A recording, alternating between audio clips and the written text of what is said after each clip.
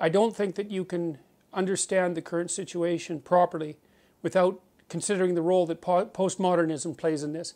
Because postmodernism, in many ways, especially as it's played out politically, is the new skin that the old Marxism now inhabits. So you could think that there's a postmodern philosophy, which we'll talk about a bit, that really came into its vogue in the 1970s after classic Marxism, especially of the economic type, had been so thoroughly discredited that no one but an absolute reprobate could support it publicly anymore. Even the French intellectuals had to admit that communism was a bad deal by the end of the 1960s. And what happened was that they played a sleight of hand game in some sense and rebranded themselves under the postmodern guise. And that's where identity politics came from. And so, and then that spread like wildfire from France, especially into the US, through Yale University, through the English department there, and then everywhere. And so what happened was, there was this idea that the Marxists had put forth that the natural landscape of economic landscape is a battle. And it's a battle between the proletariat, the working class, and the bourgeois. And that that economic systems were doomed to continue to enslave people and to keep them poor and downtrodden unless there was a radical economic transformation that was predicated on something more like equity policy. And then that was put into place in many, many places, as you no doubt know, throughout the 20th century, with absolutely murderous results.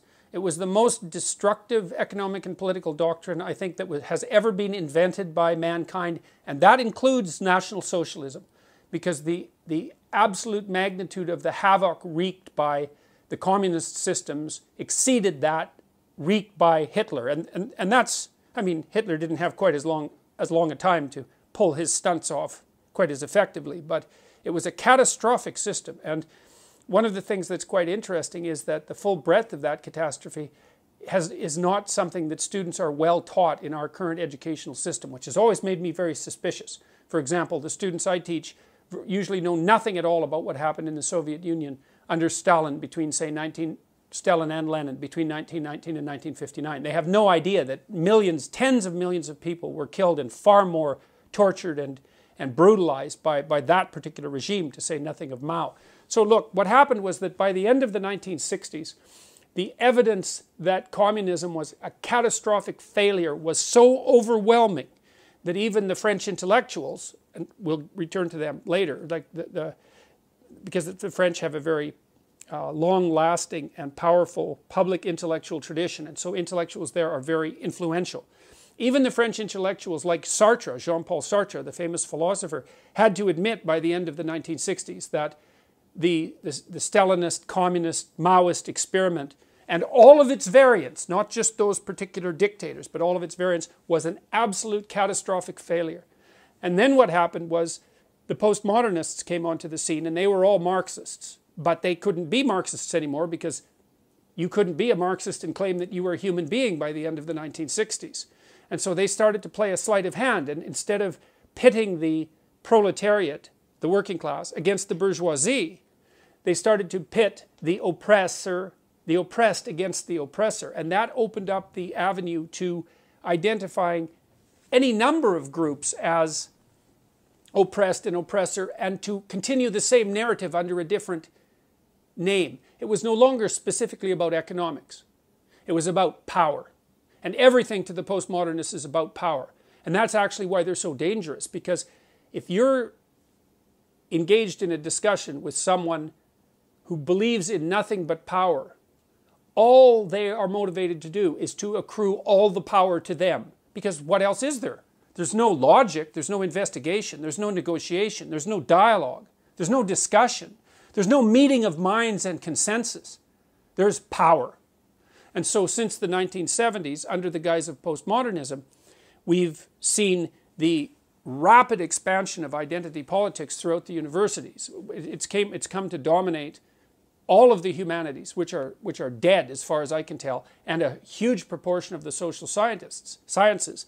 And we've been publicly funding extremely radical postmodern leftist thinkers who are hell-bent on demolishing the fundamental substructure of Western civilization. And that's no paranoid delusion. That's their self-admitted goal. And I've identified, not only me, obviously, but one of the main players in this entire drama is a French philosopher named Jacques Derrida, who I think most trenchantly formulated the anti-Western philosophy that is being pursued so assiduously by the radical left. And I think its dangers cannot be, I don't think its dangers can be overstated. And I also don't think the degree to which it's already infiltrated our culture can be overstated. I mean, the people who hold this doctrine, this radical postmodern communitarian doctrine that makes racial identity or sexual identity or gender identity or some kind of group identity paramount, they've got control over most low to mid-level bureaucratic structures. And many governments as well, but even in the United States, where a lot of the governmental institutions have swung back to the Republican side, the postmodernist types have infiltrated bureaucratic organizations at the mid to upper level. And that's actually what they're trained to do by their activist professors in university. And if you want proof of that, you can just go onto the websites of women's studies groups, for example, because they're some of the top offenders, and just look at what they say. Well, but that's the issue, is that caring for someone or for a group of people is a very complicated thing. And it doesn't always mean be compassionate and feel sorry for them because they're downtrodden. It's not good enough. Like a lot of the structures that we've put in place to help people over the long run are rather harsh in their operations in the short term. I mean, so the values that are associated with trait conscientiousness, for example, which are reasonably good predictors of more conservative-leaning political belief, aren't warm, fuzzy virtues. They're cold, hard, judgmental virtues. They're the demands for performance, for example, that go along in the workplace. But if you want to take care of an infant who's crying, you want warm, instantaneous, impulsive compassion. Because there's a problem and it needs to be solved right now, and you have the solution. Right? The baby's too hot, the baby's too cold, the baby needs to be fed. You can fix that right now. If you're dealing with systemic problems of poverty, for example, or trying to determine how to produce more opportunity for everyone to benefit from everyone's abilities, you have to use a hell of a lot more than compassion to get there. And so to think of community in the positive sense as being driven by nothing but empathy, which is really one of the central arguments of the postmodern types, at least that's what's driving some of their argumentation, is it's an absurd proposition. And so it's not so much that they confuse the two things, is that they fail to differentiate the concepts to begin with. It's very, very difficult to build functional structures that help people thrive individually and socially over long periods of time. And merely being empathetic, man, that's just going to get you nowhere. A 3-year-old is empathetic. And I'm not dismissing that. Empathy is important, but as a problem-solving mechanism, it has very, very limited utility. Yeah. Well, this brings me back to, we talked briefly about, National Socialism, fascism, and collectivism. The difference being, from my understanding, fascism was made to control the individual, Marxism was more control of means of production, socialism more means of controlling the fruits of production, if I'm not mistaken. And I think we've seen the destructive nature of collectivism in destroying the individual, right? Well, I think that's actually the point in large part. I mean, Derrida, for example, coined a term he called phallogocentrism, which he regarded as the central axiomatic position of the West. That not only the Enlightenment West, but also the Christian, or Judeo-Christian for that matter, West prior to the Enlightenment. Derrida went after the tradition running through Judeo-Christianity, through modernism and the Renaissance and the Enlightenment, and criticized that. And that was the idea that, and he was critical of this, it's the presupposition that culture is first male-dominated, which is a presupposition that I take great exception to because it's a radical oversimplification of the historical story. To the degree that culture was male-dominated, it was only dominated by a very small number of males. Most males were serfs or soldiers or cannon fodder for that matter, or coal miners dreadfully toiling away for their work. Certainly as oppressed as women were in general by the absolute poverty of the conditions. You know, up till 1895, the average person in the Western world lived on $1 a day in today's money. Right, so I mean, you don't have to go back very far in time before you find everyone oppressed, but not by the socio-cultural system, merely by the absolute, insane difficulty of life itself. Well, so Derrida described the West as male-dominated, which I think is something to take serious issue with as a blatant claim. It's not differentiated enough or sophisticated enough. And he also said it was logos-centric.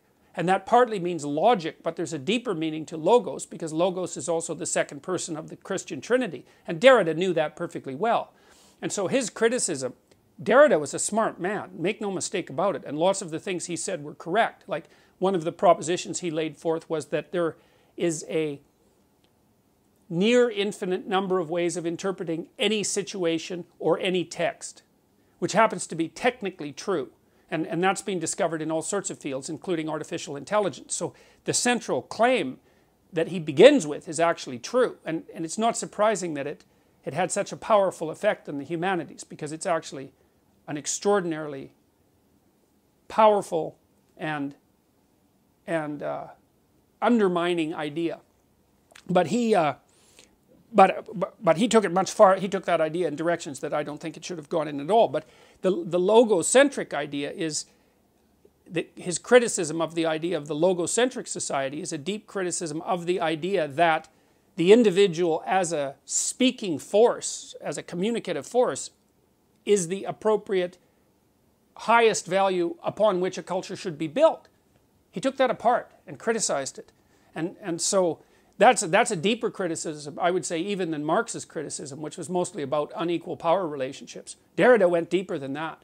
And the postmodernists that occupy the universities are anti-individual right down to the bedrock. And so that's partly why they push collectivism to such a degree. They don't give a damn who you are. They care what your group identity is. And that's that. Okay, so here's the claim. And then there's actually people who do this professionally, by the way. They analyze businesses and other organizations by these strategies. And these are often these people, they call themselves diversity consultants, for example. Okay, so here's the claim. Imagine that you take a hierarchy of some sort, like a law firm, a big law firm. Then what you do is you analyze the hierarchical structure of the law firm. Then you break down the representation of the people in the law firm by their identity categories. So how many men, how many women, how many transsexuals. But then you don't stop there, eh? And this is actually part of the technical problem with the approach. You divide them by race. You divide them by ethnicity. You divide them by sexual identity. Okay, so imagine there we've got 6 categories already, 6 or 7 categories. Now, of course, obviously race is further divisible, as is ethnicity, as are such things as attractiveness, right? So there's all sorts of ways of dividing people into groups axiomatically, and there's no self-evident way of determining which of those group divisions should be superordinate. And that's partly how the leftists, the radical leftists, can keep gerrymandering the game, because they can just keep playing games with the group categories. In any case, you take the organization, you take the bottom hierarchy and you say, the bottom rung, and you say, okay, well, is it 50% men and 50% women? And if the answer to that is no, then you make the claim that the reason for that is because of systemic oppression and prejudice. Oppression, prejudice, bigotry, and usually misogyny. Then you make the case that the people who are organizing the organization are bigoted and misogynist, even if it's not consciously, unconsciously, so that's the unconscious bias aspect. Then you put forward a plan that can include quotas, and increasingly will be, to ensure that that hierarchical level is now equal in proportional representation to the population itself. Now, of course, conveniently, you also get to determine which population you're going to compare it to. because that's one of the ways that you get to keep the power when you're doing this. You get to decide which groups people are going to be identified with, even though there's a near infinite number of ways people could be divided into groups, and you get to decide which population you're going to compare it to. So you can keep everybody unstable and off kilter permanently with that sort of approach. Well, then you go into the organization and you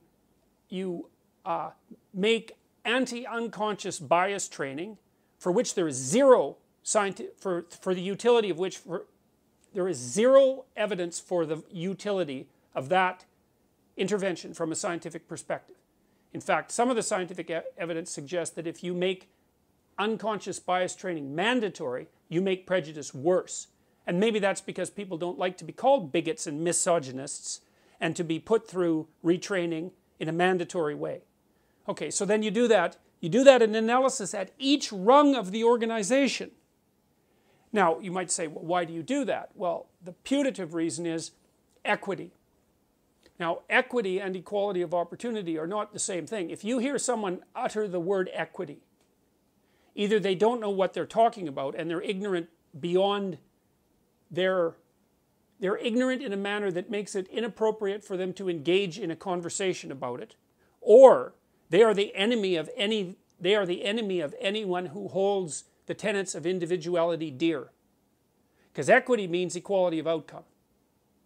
And so the real postmodern radicals are using community to mean equity and equity to mean equality of outcome.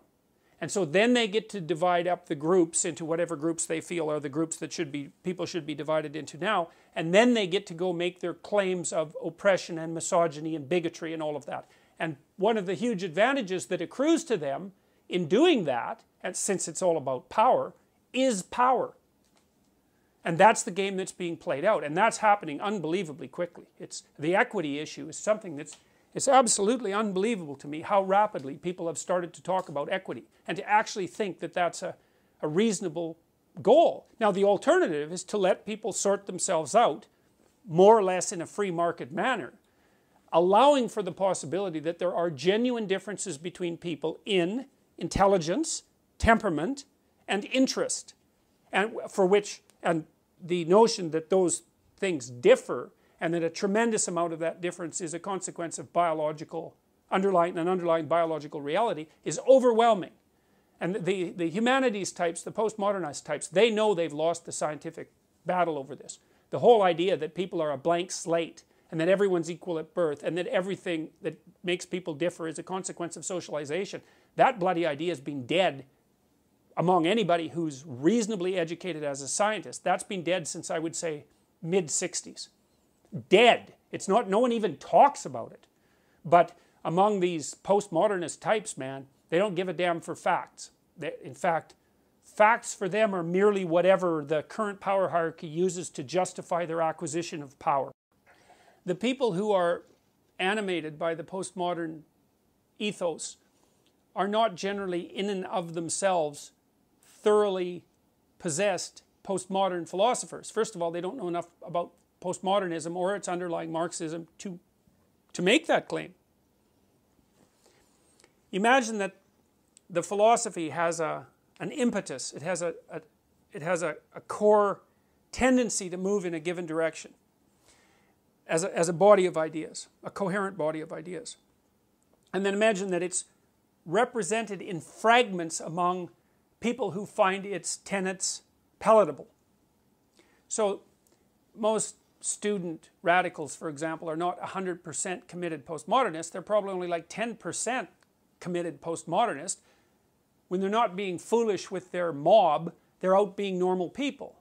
But you get a mob together that's animated by that postmodern ethos, then the collective spirit that animates the mob has that power-seeking proclivity and that antipathy towards Western ideals that we've been discussing. I think it's what makes that different, let's say, from what was happening in the Soviet Union at the beginning of the Russian Revolution, is that there was a organized group of conspirators, Lenin at the head, whose goal was to overthrow the monarchy and to seize power. And that isn't what's happening here. there isn't an organized group of people who are getting together and saying, well, you're going to lead the assault on Western civilization, and we're going to produce a new government out of the ruins. It's nothing that explicit and articulated, but the end result is much the same. And it's happening, well, I think it's already demolished the universities. So I think actually irreparably. I think whatever the universities are going to be in 15 years, especially on the humanities end, will bear almost no resemblance to what the universities are now. Right? The purpose of those so-called disciplines is to produce radical postmodern activists who will reshape the political and economic structure. In fact, that's part of the coursework. It's like, that's what they do. The discipline isn't based on the acquisition of abstract knowledge. They're activist disciplines. And, you know, I use women's studies as the core example because I think it's most obvious with women's studies, although all the ethnic gender studies, pseudo-disciplines that have emerged in the universities over the last 30 years are all bastard children of exactly the same enterprise. But even more appallingly, that ethos has moved out into disciplines that at one point had some genuine value. Anthropology, that's a good one. Sociology, social work, education. Education is done. The faculties of education are so corrupt that it's almost unimaginable. They might even be worse than, as a societal segment, they might even be worse than the women's studies groups because they've seized the educational systems. I mean, I've just been reviewing the Ontario Teachers Federation, ETFO, I think it is, EFTO, Education Federation. I'm sorry, I can't remember the acronym. Doesn't matter. It's a document that's produced by the main teachers organization in Ontario. And I've just been starting to review their curriculum for children from kindergarten to grade 8. It's pure social justice postmodernism. Jesus, they even teach kids here's how you interpret a book if you're a postmodernist, like a fiction book. You don't read the book and try to understand what utility might be extracted out of it to guide you in your life. That's the old system. The new system is you read the book and you analyze it in terms of whose societal position of power it justifies. So you look for who the supremacist is in the text. Could be the author, it could be the characters, it doesn't matter. You read the text as if all it does is reflect on the current corrupt power structure that obtains in current society. And that's the beginnings of literary criticism under the social justice regime. And none of this is subtle. These people have gone way beyond subtle. You know, we have social justice tribunals in Ontario. They're named that. And the educators in Ontario, the teachers, have already decided that the goal of the education system is to indoctrinate children from kindergarten into a radical postmodern, leftist, communitarian, equity-oriented ethos. That's what they're doing. They're even subsuming the teaching of mathematics and science under that umbrella. And none of this is subtle, man. You just go online and download the documents and read them. And if you read them critically and carefully, well, since I've been really looking into this, which would be since last September, really starting to look at it from a legislative and policy level, I mean, the first thing I came across was the Ontario Human Rights Commission website, which is an absolute travesty. Those people are so dangerous, it's almost, you almost can't believe it. The Ontario Human Rights Commission, it should be abolished. It's a very subversive and dangerous organization, as are the human rights tribunals. Those things are dangerous. The Ontario Institute for the Studies of Education, that bloody thing is a fifth column. The people who are producing the educators that emerge from that institute, they should be put on trial for treason. Like, it's serious stuff. And the idea that the purpose of education is to get them while they're young, you know, in kindergarten, so that this radical postmodern Marxist ideology can be so thoroughly inculcated among people when they're young that they have no chance of escaping from it. And that's what's happening in the education systems. It's unbelievable.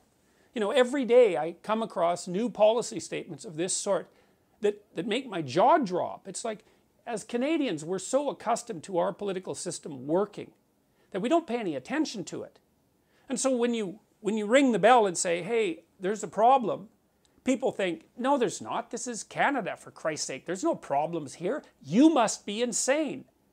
Right? And that's the right thing for them to think. Of course, when I started talking about Bill C-16 back in October, the first wave of public response was something like, this professor is like a demagogue who's, exaggerating the danger because of his own problems and for whatever, reputation might accrue to him. And the funny thing about that criticism is that was the right criticism, right? Because when someone stands up in a country that functions and says, hey guys, there's something really rotten going on here, the first thing you should do is assume that that person has gone off the rails. But the problem is that I haven't gone off the rails. That's the problem. The problem is that the problems that I'm pointing to, they're real. Like, look, I talked over the last 2 weeks, 3 weeks, to I would say, you know, if you imagine Canada's top 20 journalists, mostly in print, I talked to 10 of them. They're all terrified of speaking out about such things, say, as cultural appropriation. These are the main journalists in Canada. They're already censoring themselves with regards to what they'll print, and if they don't censor themselves, their editors will. And these aren't low-level people. These are people who have massive reputations, and you'd think that would be sufficient, you'd think, to protect them from being mobbed. But they're terrified.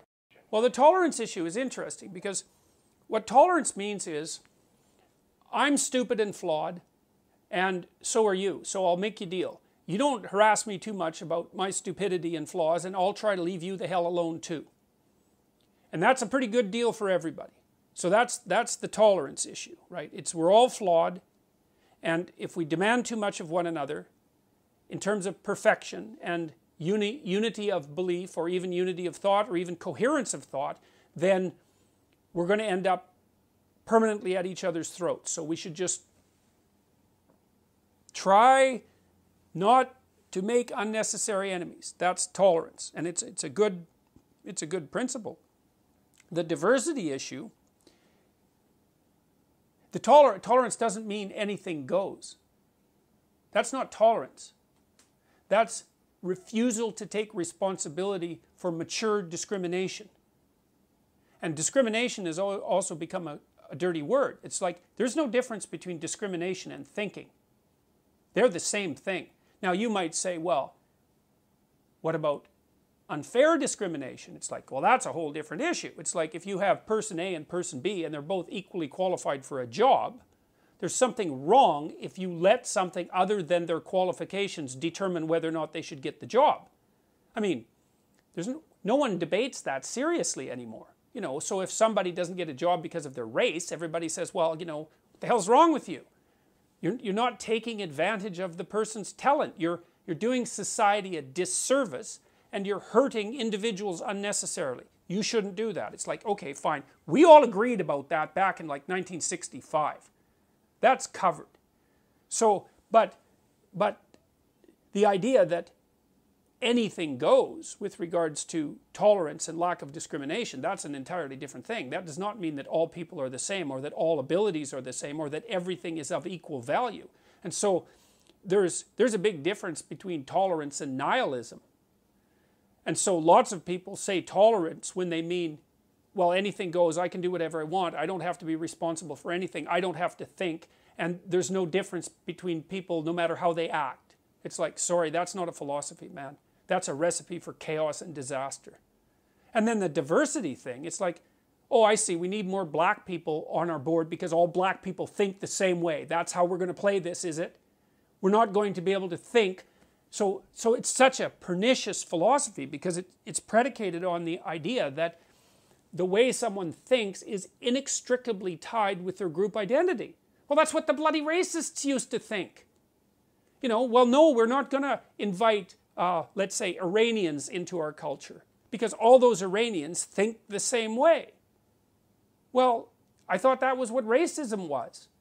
And so the idea that unless you have your bloody board of governors, say, or the middle strata of your organization arranged so that every single group has equitable representation, you don't get a diverse range of opinions. It's so, first of all, that's just technically wrong, because it isn't racial and ethnic and gender diversity that gives you diverse opinions. That's just an idiotic, that's just a, I don't know how you could be, I can't understand how you could be so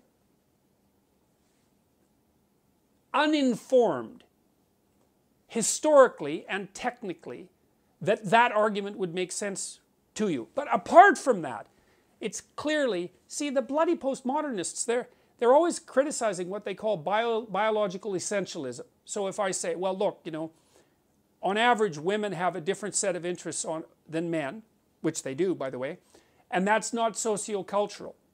They say, well, that's biological essentialism. That's wrong. But then when it comes to race, they're perfectly willing to say, oh, well, you have to have an equitable representation of all the different races, because otherwise you won't get the proper diversity of opinions. It's like, well, hold on a sec. Is race a biological construct? And you don't get the bloody diverse opinions without them emerging from this underlying biological construct? How is that not biological essentialism? And it's biological essentialism of the worst type. It's, having said all that, I would also caution people against making the assumption that what the radical postmodernists say they're after has anything to do with what they're actually after. Because they're not after equity.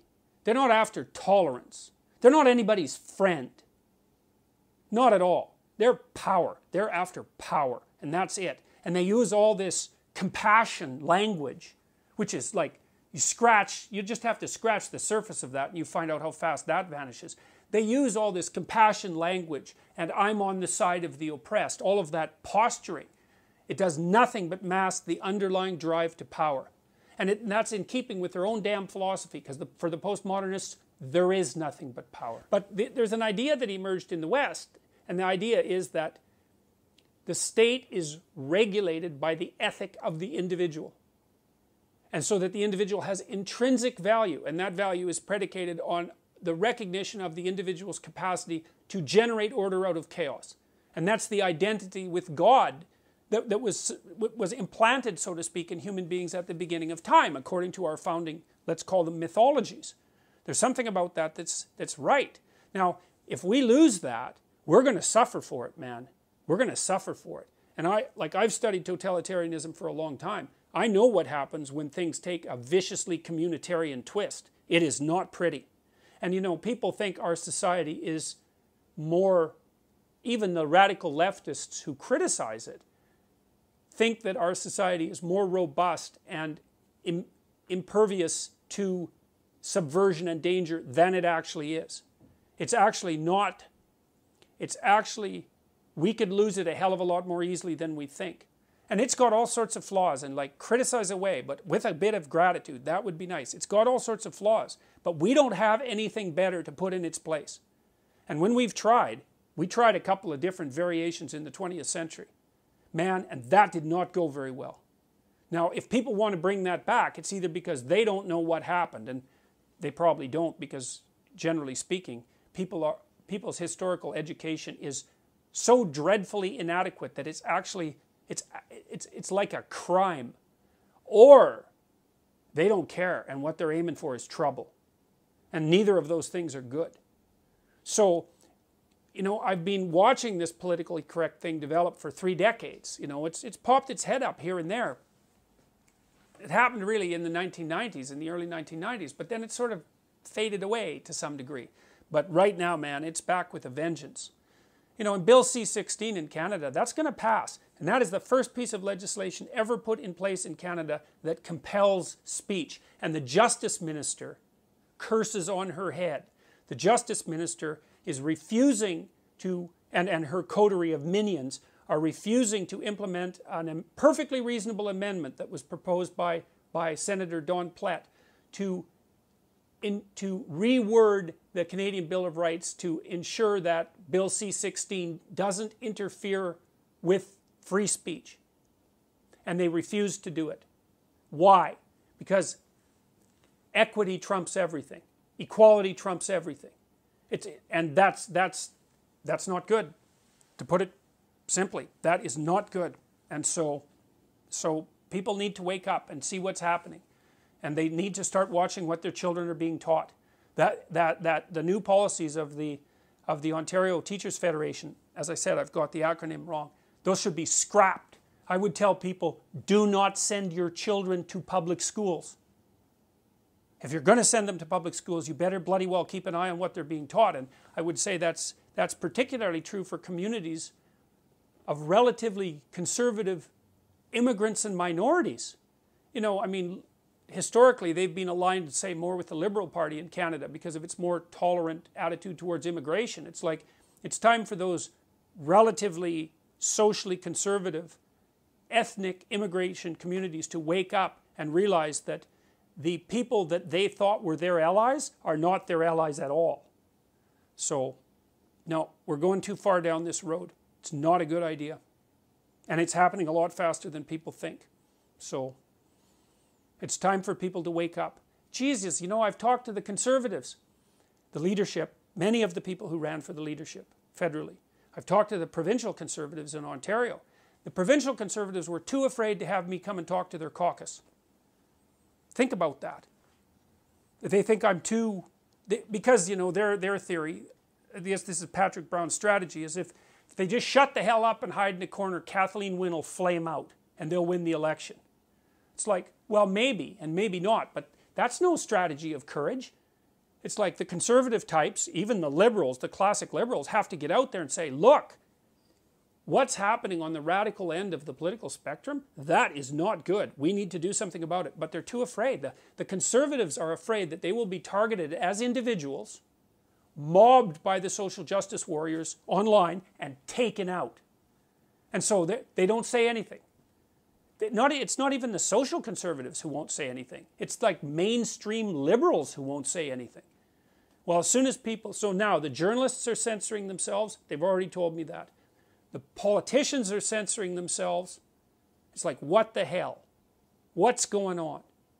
And what's really awful about it is it's a very small minority of people who are basically producing this movement forward. It's probably no more than about 5% of the population. So, and the other thing that's so interesting is if you push back against them hard, they just fold. I can't even get the social justice types to debate me. They won't do it. Now, they don't believe in debate. So why would they debate? They only believe in power. But like when I went to Queen's University to talk to the law students there about Bill C-16, from what I gathered, all of the law professors were invited to debate me. Now think about it. I'm not a bloody lawyer. I'm no law professor. I'm talking about legislation. Like a good lawyer should have been able to come out and just have twisted me into knots and sent me home in a cast. And they couldn't find a single bloody professor to come out there. So Bruce Pardee, who's a professor, had to come out and play devil's advocate. So there's no debate there. There's no discussion. So this small minority, they're well situated. They have a philosophically driven agenda. They're motivated personally by resentment and power. But there aren't that many of them, and they're bloody cowardly. And if you face them down, they'll run away. So I would say we should face them down before they continue to wreak the kind of havoc that they're already wreaking on our society. And we could certainly start with Kathleen Wynne and her coterie of radical postmodernists. So we should chase every single liberal, every single provincial liberal should be taken out of the Ontario legislation in the next election. That would be a good outcome. That would be a message. It's like, don't muck about with the structure of the family. There's a start. So, yeah, well. But the thing is, people are afraid. So the conservatives won't come out even come out and be conservative. So one of the things I've talked to them about, and I think I talked to 5 of the people who were involved in the leadership convention, was if you guys are afraid to be conservative, you've already lost. You're done. Like, you're just playing out an empty game. And they are, that's the policies they're pursuing. Patrick Brown won't come out and, like, what the hell, Kathleen Wynne, she should be hanging on with one finger. If that woman had an ounce of integrity, she would have resigned when her popularity fell below 10%. But she doesn't, and no one will take her on with regards to that. So, it's not good. I can tell you one thing that I've experienced.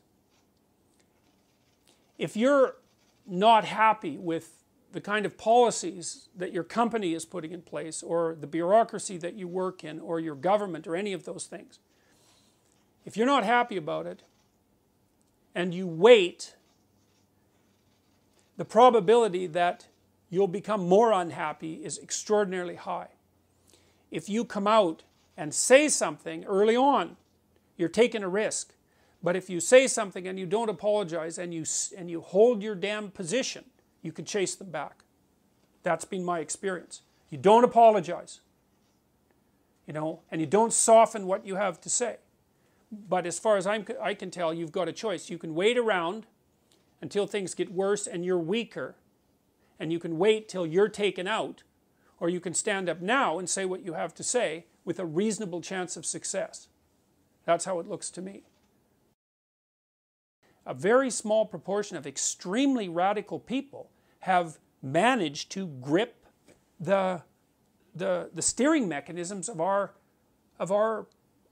large-scale social structures. It's like, were we asleep? And the answer is, yeah.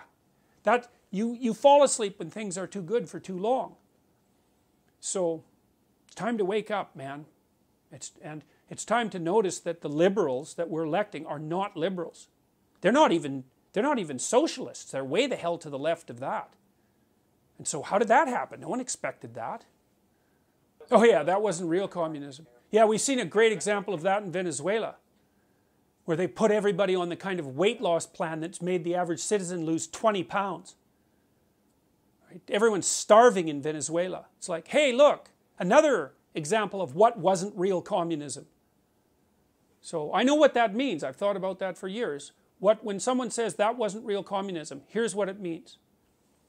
I am so narcissistic and arrogant and so convinced of the rightness of my ideology and of my moral purity that if I was the dictator of a communist state, the utopia would have come in as promised. That's what it means. That wasn't real communism. That's what that means. So when anyone ever says that, you think, oh boy, I've got your number now. I know what you think of yourself. You think that had you been Stalin, that there wouldn't have been so much blood. It's like, you think again. Besides, if you would have been the positive Stalin, let's say, one of the negative Stalins would have come along and killed you real quick. So don't be hypothesizing down that road too quickly. That's what they were, the useful idiots. And you know, and Stalin killed all the old guard, all of them. It's like, you guys, you've done your part. All you are now is annoying and threatening. It's like, we'll just line you up and shoot you. You know, Solzhenitsyn has done a perfectly fine job of documenting Lenin and Stalin's essential similarity of character, you know, because people say, oh, well, the road Lenin was on, that actually would have been a good one, but it was perverted by Stalin. It's like, oh no, Stalin was Lenin's slightly more evil twin. And Lenin trained him anyways because he'd set Stalin out to do all his dirty work, and Stalin learned how to do that real well. So there's no saying, oh yeah, well it was a good idea to begin with and Lenin was on the right track, but then it was a cult of personality. It's like, no, sorry guys, that isn't going to wash.